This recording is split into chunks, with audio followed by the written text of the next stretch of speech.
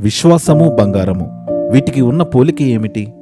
బంగారమును అగ్ని పరీక్షకు గురిచేసినప్పుడు అది ఇతర లోహాలలాగా గాలితో చర్యను జరిపి తన వాస్తవ రూపాన్ని విడిచిపెట్టదు.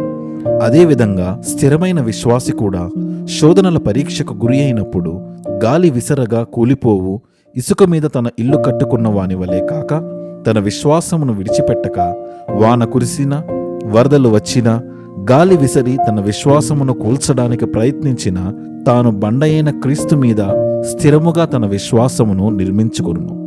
వాస్తవానికి మనము శ్రేష్టమైన బంగారము కోసము బంగారాన్ని పరీక్షించుటకు ఇష్టపడతాము, కానీ శోధనలచే మన విశ్వాసాన్ని పరీక్షించుటకు ఇష్టపడము. మిత్రమా, గమనించు, శోధన సహించువాడు ధన్యుడు, వానికి జీవకిరీటము ఇయ్యబడును. అట్టి కిరీటము పొందుకొనుటకు మనమందరము శోధనను సహించి స్థిరమైన విశ్వాస జీవితమును కలిగియుందుముగాక. ఆమెన్.